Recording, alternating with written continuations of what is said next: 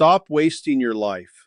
I'm going to share the 7 things I gave up to go from broke and stuck to building real wealth, and most of them have nothing to do with money.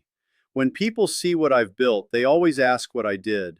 But the answer that changed everything for me was realizing it wasn't what I did, it was what I stopped doing. Number 1. I gave up spending time with people who drained me.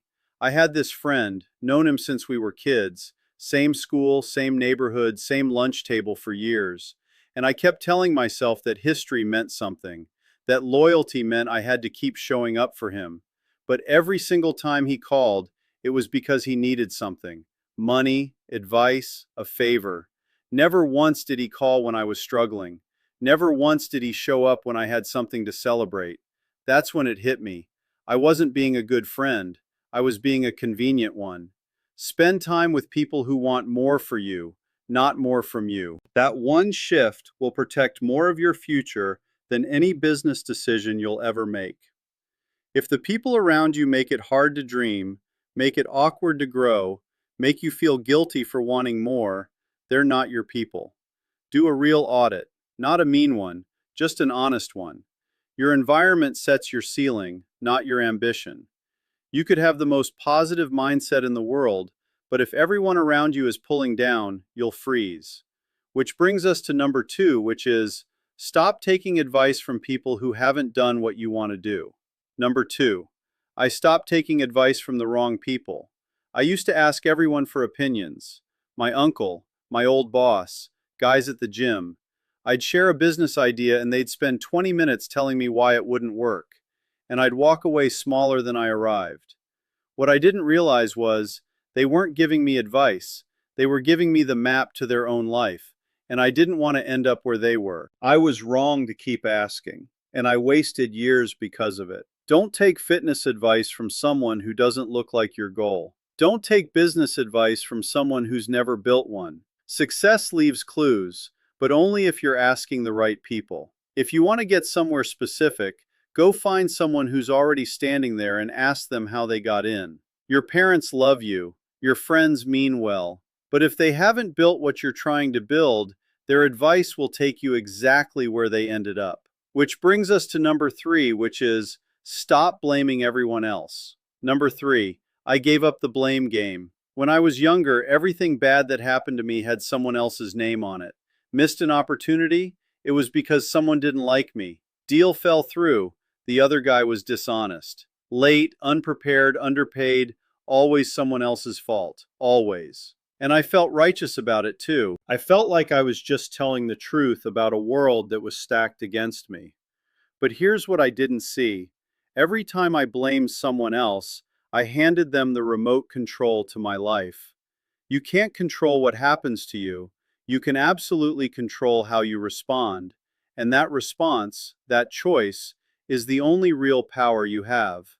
The moment I stopped pointing fingers, I started finding solutions. Not because the world got fairer, because I stopped waiting for it to. Think of your life like a kitchen. You cook the meal. If it doesn't taste right, blaming the ingredients doesn't fix dinner. You adjust, you try again, you get better. Which brings us to number 4, which is stop saying yes to everything. Number 4, I gave up trying to do it all. When I first started out, I said yes to everything. Every opportunity, every meeting, every favor. I thought I was building momentum. I was actually building a mess. Everything got done badly. People stopped trusting my word because I was always stretched too thin. I was committed to 20 things and fully present for none of them. The irony is, I thought saying no meant missing out. It actually meant finally winning. Steve Jobs said that the most productive thing he ever learned was how to say no. Not to bad ideas, to good ones that weren't his priority. Think of your energy like a phone battery. You can have 30 apps running, or you can have 3. 30 apps and everything dies by noon.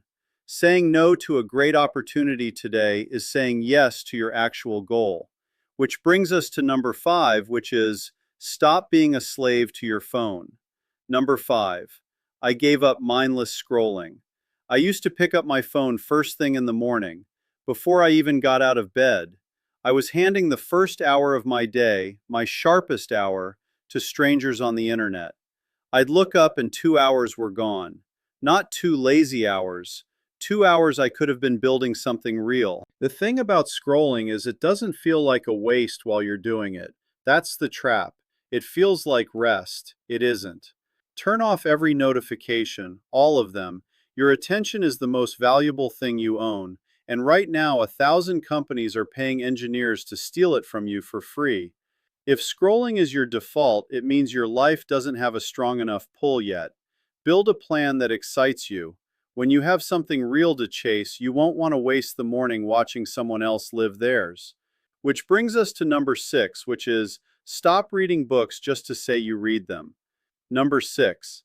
I quit consuming knowledge without acting on it. I went through a phase where I read a book a week, highlighted everything, posted about it, told people at dinner, and I learned basically nothing because I did nothing with it. Reading a book to say you read it is what I call shelf help.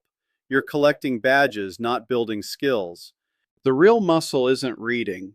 It's the moment you put the book down and do the thing it's describing. I call it just-in-time learning.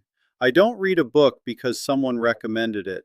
I read it when I have the exact problem it solves. That's when it sticks. That's when it changes something. The best time to read about negotiation is right before a negotiation. The best time to study leadership is when you've just stepped into a leadership role. Learn it when you need it, then use it immediately. Knowledge without action is just trivia. Which brings us to number 7, which is stop comparing yourself to other people. Number 7. I gave up the comparison trap. I used to measure myself against people my age, people in my city, guys who seemed to be 5 steps ahead, and all it ever did was make me feel like I was losing a race I didn't even sign up for.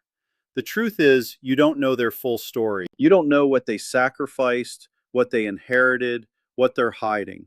You're comparing your behind the scenes to their highlight reel. That is a game nobody wins. The only comparison that matters is you versus you from last year. Are you sharper? Are you calmer? Are you closer? If yes, you're winning. It doesn't matter who else is on the track. Why would you compare your chapter 3 to someone else's chapter 27? You're not behind, you're just early.